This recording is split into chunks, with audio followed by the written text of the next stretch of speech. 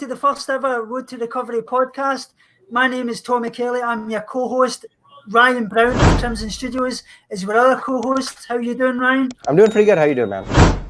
So today, guys, we just wanted to go over basically an introduction to the show, telling you all about how we came to this. This is very cathartic for us, but it's obviously going to help you. This is just going to all about our story and what's led us up until today. We both consider ourselves in recovery. We don't consider ourselves recovered, though. I think Ryan will agree with that. Yeah, totally agree.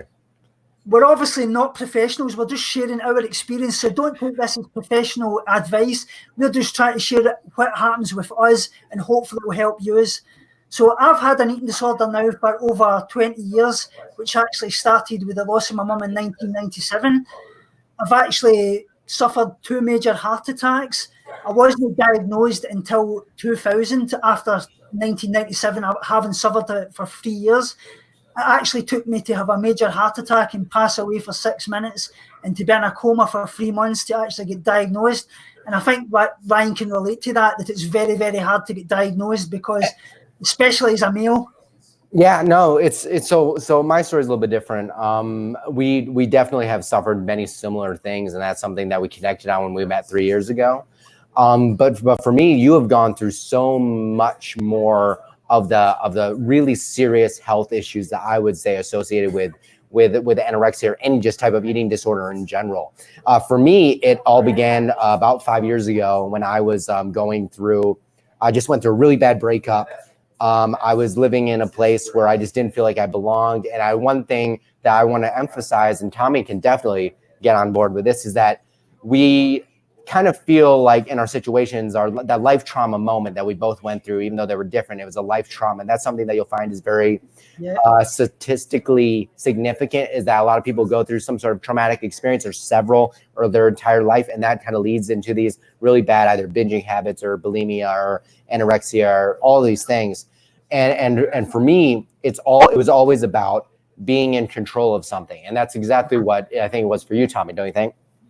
Absolutely. It was a control thing because for me, it obviously started with the loss of my mum. So it was surrounded around grief.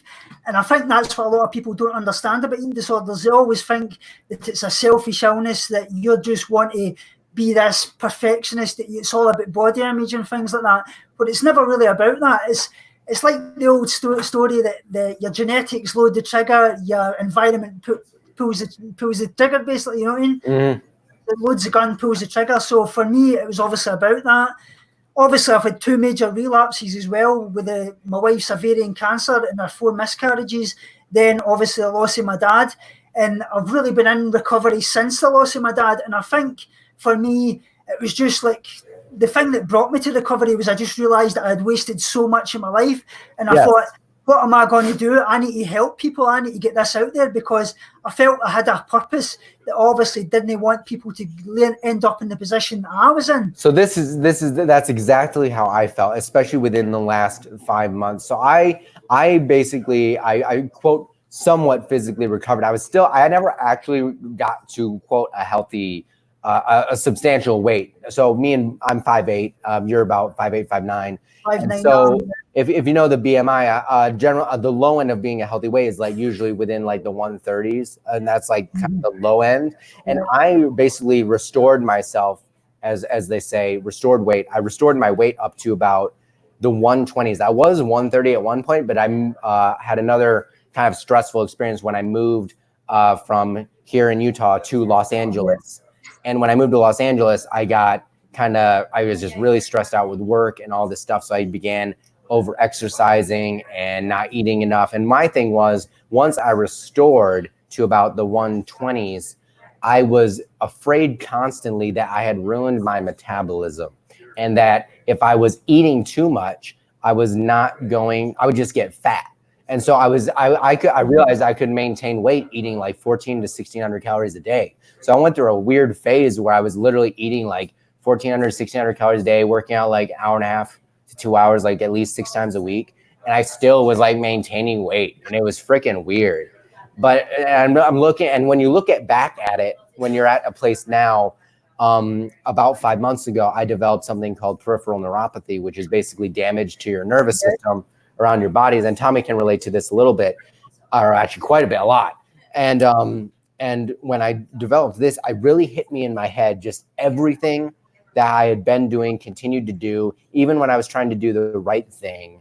I always had something in the back of my mind, like this dead end voice that kept me from actually moving forward in my recovery. And there's so many steps to recovery. It's not just about gaining the weight back. And that's something we're going to talk about in a future podcast. But I think we can relate to that, is that this whole thing is about helping other people that are going through these problems, because we do not want you to be in a state where you are dealing with this the thing is, you'll deal with parts of this your whole life. There's just no way around it. It's just you have it. It's part of you.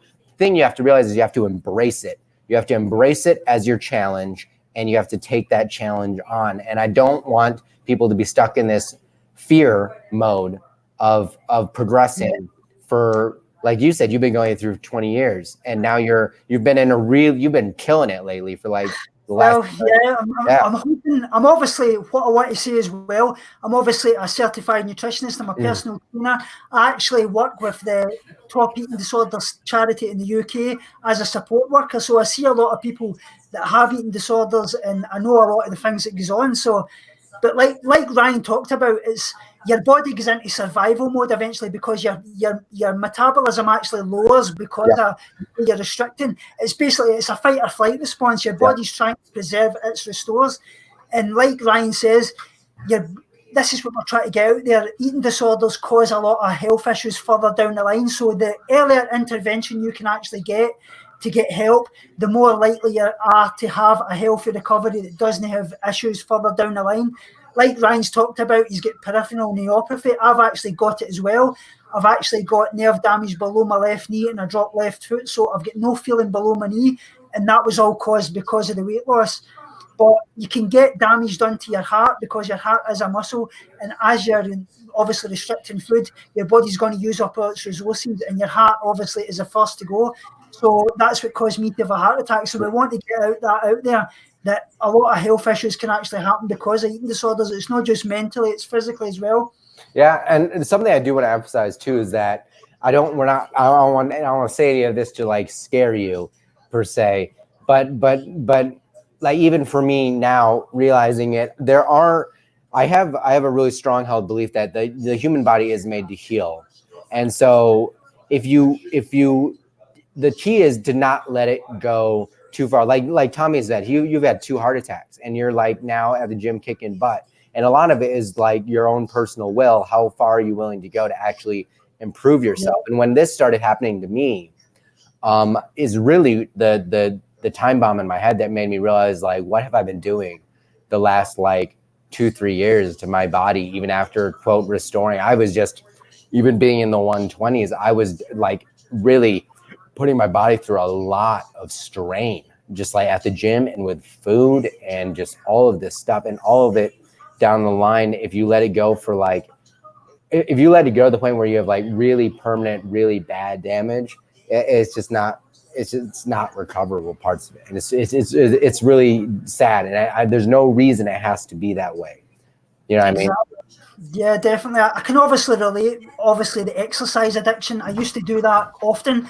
I was actually a Scotland under-16 professional footballer. And when my eating disorder started, when my mum died, I took my exercise to the next level. I was thinking I was basically getting fitter. I was doing like 15 hours exercise a day. And this is no kidding. I was going like 6-mile runs in the morning before my work, going playing my footballing career. And then during the night, I would get up at like have 1 hour sleep, basically get up during the night, run in the spot, do press ups, do weights, everything. And I was always thinking I was just getting fitter. People around me actually told me I had an eating disorder. And back then in 1997, you never really heard about eating disorders. And if you did, there were always this stigma about it being a female illness. So I always thought to myself, why could I possibly have an eating disorder? And then obviously further down the line, I noticed I had an eating disorder, then I began to hide it. So it gets to this point, it's a guilt type thing, and you need to hide it from everybody outside, because I think you can relate to this stigma about being a female illness. Oh yeah, and like we had a very similar like beginning to the story, whereas like we actually thought we were getting fitter. I didn't exercise necessarily to the extreme you were doing, but I remember cutting my I was going to college and I was doing a lot of nutrition study, and I was taking nutrition classes and all this stuff. And I was basically, I wanted to be fitter because that was something I knew I had control over.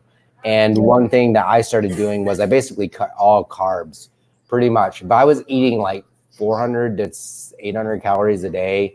And I was working out probably like 4 or 5 hours a day for a long time when I was in my initial like loss standpoint. But I was always moving around.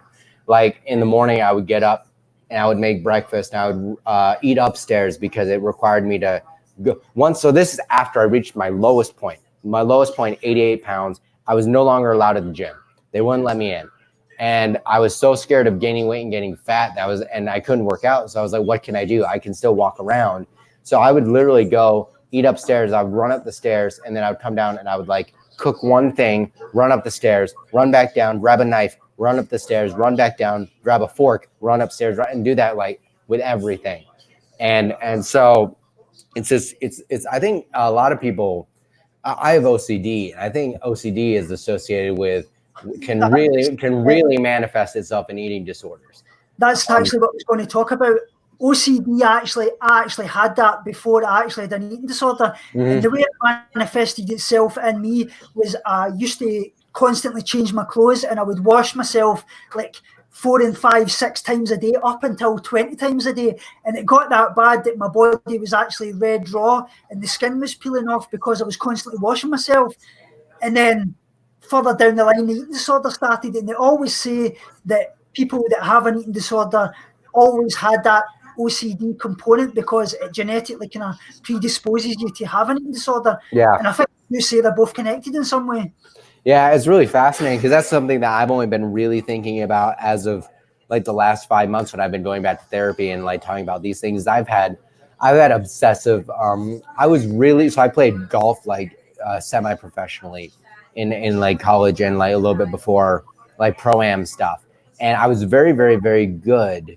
And the reason I was very, very, very good was because I was so OCD about being good. I would practice for like 8 hours a day in my backyard chipping forever because that was my singular mind focus. And I've always had a singular mind focus. So whenever my mind is on something, that's like all I think about. So when I eventually transitioned to exercise and food, that's like all I really cared about. Nothing else really mattered. Everything was to the wayside. So when I was like, I was just learning about exercise all the time and like nutrition all the time. And none of it was correct. And I think in a lot of ways, like you said, like not a lot of males talk about their eating disorder, but they're actually really prevalent. And I think, I can't remember if the percentage is higher than women, but it's really close. Isn't it like close to being equal? Yeah, well, they always say that it's like 2 in 10, but to be honest, the big part of that is because males have a compulsion that they feel that they can't come forward and actually admit they've got an eating disorder and Right. And then they always say that the part of the biggest percentage of people that's male that come forward with eating disorders are in the LGBT community. And the reason for that is I believe that they feel more open to speaking about their feelings. It's not just because they're in the LGBT community, it's because they're more open to it. It's not that it's more and like gay people, it's just they're more open to their feelings, really. Yeah, that's kind of like when it goes back to like when they talk about the AIDS epidemic and stuff like that, is that they only associate it with being LGBT, like gay, and then like they realize that it's actually like much more broad. But I think that's everything that I've noticed as far as like these more not well known or not talked about medical phenomena like eating disorders, they always are kind of brushed under the rug as far as like their severity, and they're so prevalent. And I would argue, I went to a gastroenterologist recently, and I was talking to him. He was the first doctor that ever treated me like someone that had an eating disorder, and treated me differently because I had an eating disorder, and talked to me different based on that. And he said every doctor should know that if they have a patient with a history of an eating disorder, that you got to treat them different, because what they hear and what they take from you is going to be completely different than just a normal person walking in or whatever off the street. And he talked about when he was working in the major hospital and ER, without eating disorders and anorexia are the number one killers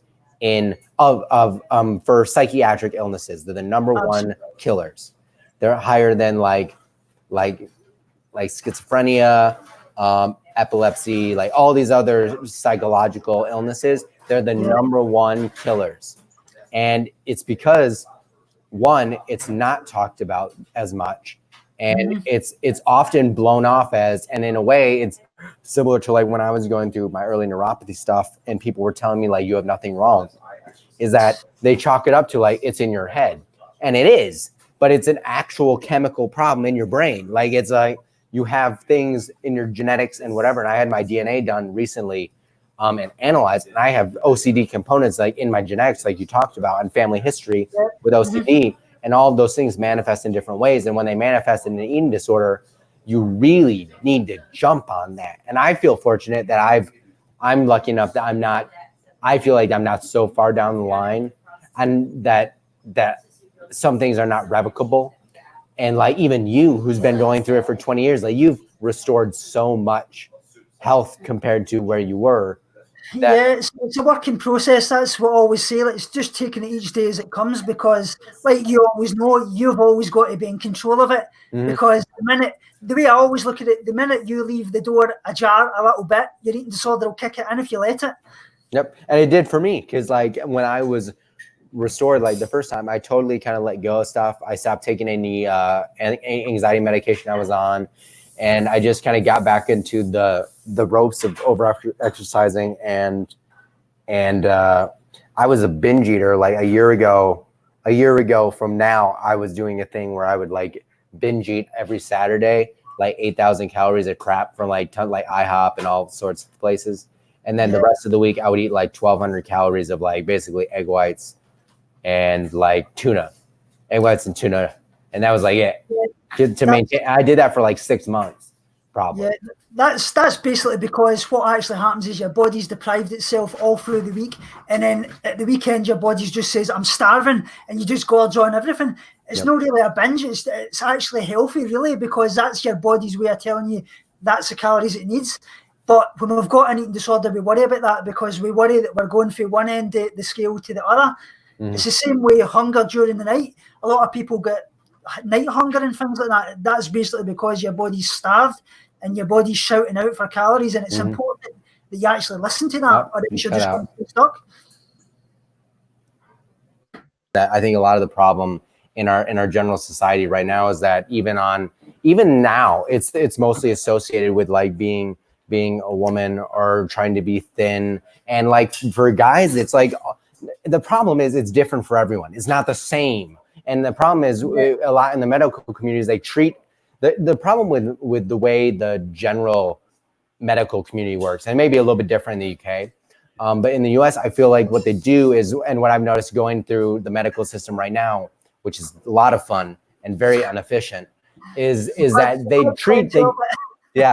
treat everything like a singular, they look at everything from one angle only, when really, when you have something like I do, like the neuropathy stuff, you have to look at it from a whole body perspective, and you have to look at it from everything going on in the body. And when you go to a specialist, unfortunately, because they're a specialist, they only understand the one little bit of the thing. And so they don't have people that can look at you as a whole human being from a biological standpoint. And so a lot of it, which I think is really interesting that I've been looking into, I've been watching, I'm not going to promote this person, but someone I've been watching, Dr. Rhonda Patrick, is they've been talking about there's been studies going through about the way she's really a big proponent of gut health and your gut biome, and how your gut biome really plays this huge role on your blood-brain barrier and the things that get into your brain, and brain inflammation, and the links between inflammation and like depression and all of these sorts of things that can manifest itself in eating disorders. And I think a lot of it is with our modern way of diet in some ways, is it affects that. And then if you have these predisposed components in your genes or whatever, like you and me do probably for OCD, that it really can manifest itself with some terrible stuff. Yeah, I think it's obviously the kind of Western diet that we follow, grains and things like that especially.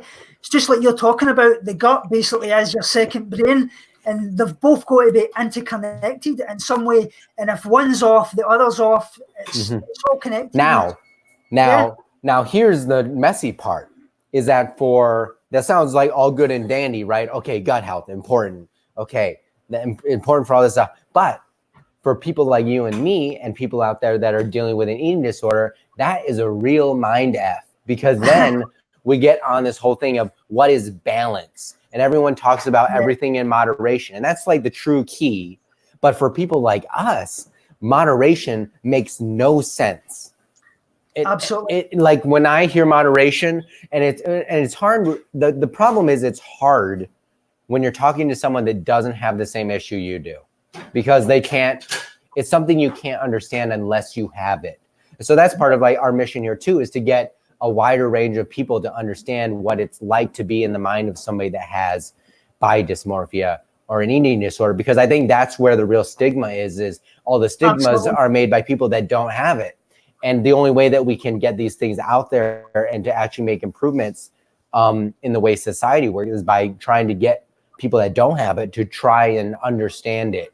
And it's going to be very difficult. But that's really the root of it, is like there's so many things. And once you start getting into these other health problems, like with the nerve damage or whatever, or just in society, just say you're trying to lose weight. You're someone that has you're a compulsive overeater. So in a way, it's an eating disorder, but it's the complete opposite. I have people in my family that have this issue. And you're trying to lose weight. You get on these diet kicks that are put out there, like ketosis, like keto, or carnivore diet, or Atkins, all of these things, which if you can't do it long term as like a health strategy, or being a vegan, or being vegetarian, which I really have nothing against either of those things. I'm just saying in general, it can be dangerous for certain people. Well, if you're someone with, yeah, if you're a person with like eating disorder problems, like these are real danger zones, because it's adding more restriction to an already restrictive mindset. And that's something that we've talked about back and forth so much. Oh, yeah, obviously you've got to take into consideration as well the things like checking labels constantly. You already do that in an eating disorder. If you're fueling that mind, even if you're recovered and you do vegan or vegetarian or whatever, and you're constantly looking at labels, it's very likely it's going to send you straight back into the eating disorder that you just came out of. You're just swapping one eating disorder for another. Obviously, people can do it. I certainly wouldn't recommend it. I've actually been vegan and it caused me a lot of health issues. I'll discuss that in a further topic, but like Ryan's actually saying, it's about finding that balance, fueling your body what it actually needs, and that means a lot of different things for a lot of different people. And something that was initially really hard for me, and you can probably relate to this too, is that for me initially, so I went through a low phase in I actually was going to college at like probably 90 to 100 pounds. I graduated at probably 105 pounds, and which I was surprised. I had a 4.0, so like apparently I was still smart as hell. But one moment for me in college where I realized I really had a problem is I'm a digital media major, so we do a lot of video and filming and stuff like that. Yeah. We were filming a project for our class, and I had to jump off a 1-foot ledge to jump into frame of camera, and I did it. And I was so low weight and had so little strength that when I jumped off, I collapsed. Like my legs could not support the force of me jumping 1 foot off a ledge to the ground. And we're talking about like a general, like a stair, like one stair. I jumped off it, and my whole body, I just fell down and like scraped my arm. And that was one moment for me where I was like, holy crap. Like I gotta, because your body's used all its connective tissue up as well. That's actually what's happened. Your body's just that weak because it's used everything up. Mm-hmm. I think as well what you were actually talking about earlier is a good point to actually talking about when we're talking about eating disorders, is talking about the eating disorder voice, because a lot of people actually talk about this. They think it's probably something similar to schizophrenia, which it's absolutely not. Mm-hmm. The difference with schizophrenia to an eating disorder voice is a schizophrenic voice is an external voice. An eating disorder voice is an internal voice. It's part of your brain that's actually fighting with itself. Yeah. But it's always there, but it's about you being in control of it. The voice is always there. And like I say, it'll get to the point as you further get along in recovery, you nutritionally rehabilitate. There's a good book actually I would recommend if anybody's watching this on YouTube, but if you're watching it, listening to it in the podcast, it's Rehabilitate, Rewire, Recover by Tabitha Farrar, if you can see that. She basically talks about how you've got to nutritionally rehabilitate, then you've got to neurally rewire your brain, and then that leads you on to recovery. And I think that's really important to get across here, that you can't do any of them to actually before you actually recover. You've got to nutritionally rehabilitate, then be able to work on the issues. Because if your body's not a healthy weight, you can't work on the issues which actually led you to. Well, no, because the issue is like if your body's not nutritionally in a good place, like you mentally, like the way you think and everything is just hampered. Like you don't think logically because your hormones are all off. Like everything's just out of whack. Like all your systems are in this constant state of stress. So you can't. It's hard. Yeah. You really got to look at it. Like Tommy said earlier, is you got to take it like a day at a time. You got to do one step at a time kind of thing. And I found something that for me is I tend to put too many things on myself at one time. And so I have to really list out the priority of things and get them done in a certain order. Otherwise I just end up overwhelming myself and nothing happens. And then it actually makes the initial problem worse. Exactly. And the hard thing about recovery as well, it's trying to train your body to eat again, because what I always found, and I would say this is important, it may work for anybody listening to the podcast, which is listening to your hunger cues and trying to eat by the clock. And what I mean by that is like eating every 2 to 3 hours, because your body is that, and your stomach's that shrunk basically, that you don't get the hunger cues to your brain. It's because your leptin and your ghrelin and things like that, they're all out of whack. So neuropeptin, YY it's called, that basically you don't get the hunger cues to your brain. So you're trying to eat by the clock is a really good thing, and I found it really helped me in recovery. I don't know what you've done, Ryan. What have you kind of found that's helped you in recovery? So it's interesting for me, especially after I got some of my DNA work done. And the DNA work that you get done is whenever you look at your like DNA and your genes, it's not like you have something 100%. It's like you're predisposed to certain things possibly. You have possible gateways. And so for me, that the clock thing was really important, because otherwise it wasn't that I wasn't hungry, but I would just like not eat. Like I would force the not eating thing. And so for me now though, I feel now I have a gene that may make me produce more. I think you said adrenaline. Is that what it is? Is that how you pronounce it? I may produce more than normal of that. And I think that's part of the after effect issue of having an eating disorder and starving yourself so long as like your body is always producing it, because it doesn't know when it's going to be fed again. And so you're in this constant state. So I try to eat like every 2 hours, every 2 to 3 hours. And one thing I'm working on right now with like my nutritionist and stuff like that is like adding in an evening snack after I eat dinner, because one thing that I really had a hard time with was this whole idea of the whole intermittent fasting, where you had to eat within a certain time period, otherwise you'll get fat or something stupid. And so I would stop eating for a while. I stopped eating at 2 p.m. was my last meal, and then I basically fasted. Which for me was drinking like tons of diet soda and like I was exactly the same. Yeah. Till like the next morning I was like starving the rest of the night. So that all of those things mess your body up. So I'm just trying to and it takes time. It takes time for your body to like get processed again and eating, doing new things. But I think that's really important, is like the every 2 to 3 hour thing. And I think that if you went to like any clinic, that's probably what they would probably have you do. And you just have, if it helped me to like set timers on my phone to go off when I eat. That was something that was really helpful for me. The one thing I would say as well is the digestion problems. I obviously had big digestion problems because of my eating disorder. I actually had a prolapsed bowel. So that was one of the most painful things I've ever felt in my life. It now means basically, because I used to abuse laxatives, I'll put that out there. I did do that at one point. Basically, what actually happened was I had a prolapsed bowel because of that. Now, basically, I never know when I'm going to go to the toilet, and I've always got to be around places that actually have a toilet. And then it gets to the point I've got to rely on laxatives that's actually prescribed to me by the doctor because of all that laxative abuse in the past. So it's caused a lot of problems that I'm still dealing with, but I'm getting through that slowly but surely.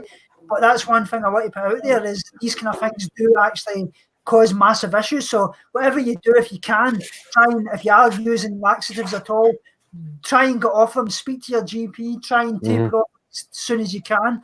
Don't just automatically stop them, because it can cause you more issues. Your doctor can actually help you to taper off them, and that's really important. And that's something that you were mentioning, is like whatever you do, you need to do it. It's not like a hard and fast change. You need to really have a team around you that can help you move through something in a managed fashion, because going cold turkey on anything is more likely to have you relapse and or make things worse on yourself. And as far as the digestion issues, I don't have too many, although I did notice, like when I reintroduce some foods that you're not used to, you get really like stomach upset because your body isn't used to like processing them.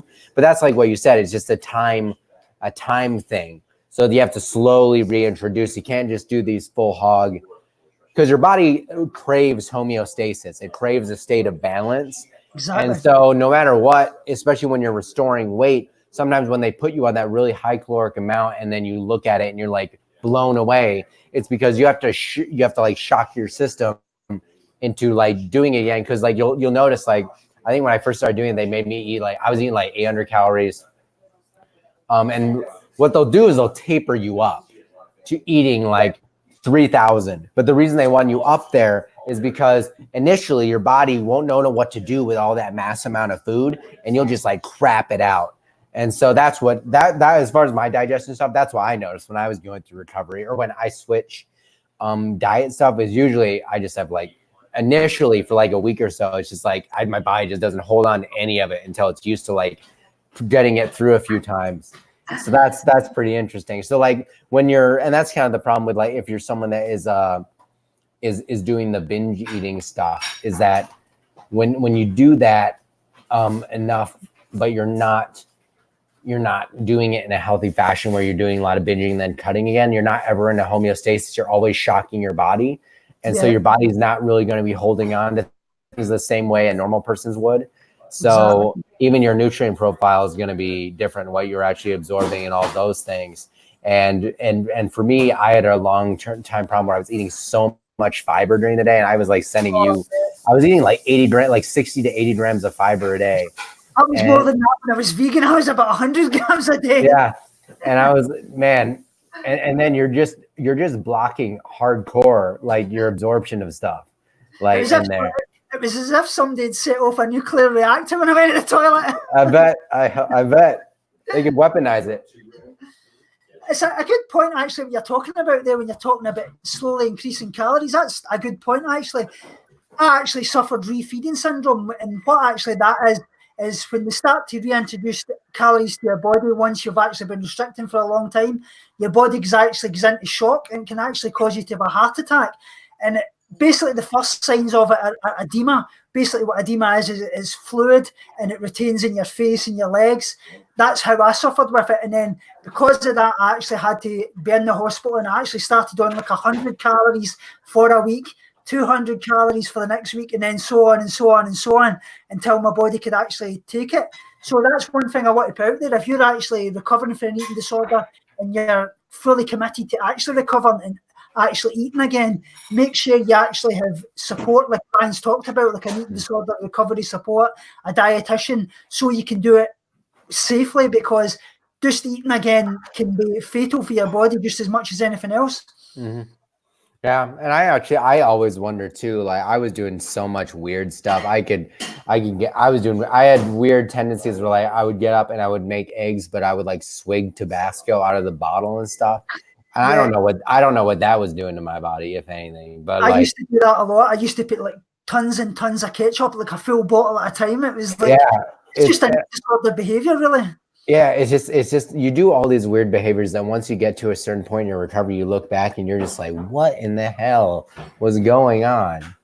Exactly. But the crazy part about it too is then we talk about this thing where you justify all the things you do, and the reason you need to keep having a support team later on, like we do even now, because like you're doing pretty good, and I'm doing better than I was at my worst. But the reason is I went through a phase like until recently where I stopped having that support team. I wasn't like doing therapy, or I didn't have a nutritionist, or I didn't really talk about it. I just was handling it on my own. And the problem was, I thought I had fixed the problem, but the problem actually never went away, and I just let it slowly eke itself back into your life. So you actually really need to manage. You really need to go about it cautiously and realize that while you may not have, quote, a nutritionist your whole life, and I hope you don't, a person doesn't, that you have those people in your life as long as you actually need it. And then even beyond that, you have other people in your life that'll keep on you, whether it's family or friends or your significant other, that'll keep on you for forever, because it's a forever issue. You know what I mean? Support network's really, really important. And it doesn't need to be a professional. It's just somebody you can trust, that you can talk to, because that's really important. Having somebody there that you can trust and actually speak to. There's a lot of, obviously, Be in the UK. There's National Eating Disorder Association in America. They're great resources. You can go on there and actually speak to people online, an actual support worker. You can do it anonymously if you don't feel you can actually come forward with your name. That's really important. They'll direct where you can go to get eating disorder help. So this is what this podcast is all about. We're trying to help you. It's cathartic for us as well. It helps us. It motivates us and keeps us pushing forward for recovery, because to help ourselves, to help you, we've got to help ourselves. Yeah, and I think the biggest thing I want to kind of give away in this first initial podcast is this idea that if you're someone out there who's struggling with any of these issues, is that you are not alone, and you have millions of people that are going through similar problems. And one thing that we are really passionate about is really giving back to you. And we have like a Facebook group, like is on screen right now, that we really wanted when you guys could come in there with your problems, the things that you're being challenged with right now, and have us kind of give you our 2 cents from our experience and then other people's experiences, because it's really us as a collective group that'll help you in your recovery, because it's good to have people that have gone through the same things, because it's hard for people that haven't to completely understand it all the time. So it's good to have that support group of people that definitely know everything you're talking about. We totally have been there. We felt these feelings exactly. The situations may have manifested itself differently, but we've all had the same thoughts. And that's what this is all about for us. I think we've covered a lot today. What we obviously want to put out to anybody that's watching or listening is we want to hear what you want to hear on this podcast.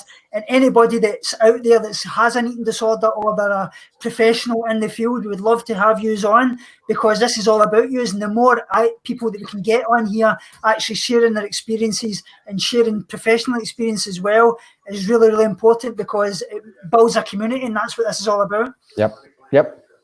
Couldn't agree more. So I think we've wrapped everything up today, Ryan. Have you got any more you'd like to put away? Obviously, follow us on our own personal social media as well. Ryan's got a great channel. He's just started a new one, if you want to discuss about that as well. So yeah, I started a channel based around basically chronic pain and chronic illness, because I'm going through neuropathy, and you've gone through neuropathy stuff with your nerves. And so it's really in line with a similar mission of this channel. It's basically just bringing more awareness to these chronic issues that people deal with, and these kind of more rare diseases that people have that are really serious or autoimmune related and are just not talked about enough, and could easily be addressed if more attention were to be put on them and more research done into them, like eating disorders, because there's no reason anyone should ever have these problems, the eating disorders and stuff like that. There's really no, especially for the eating disorder stuff, there's no reason anyone should have to be in this place of whatever. There should be things in place for people to help them. It should be talked about more, and it should be discussed as a real danger, because as I mentioned before, it is the #1 killer of psychiatric illnesses.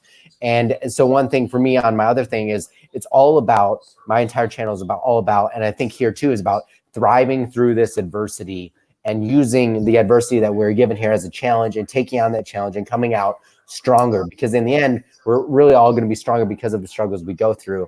And it's about helping those other people along the way. So really, it's in lines with this channel, just with a different subject matter. So please, everybody, go and support Ryan. He's an absolutely amazing person. We hope to do a lot on this channel as well, and we will do.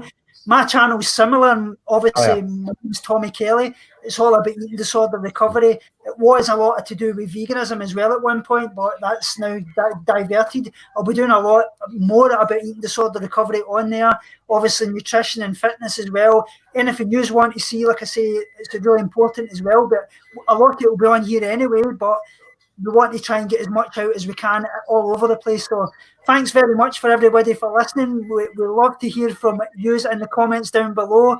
And thank you very much, everybody. Thanks a lot.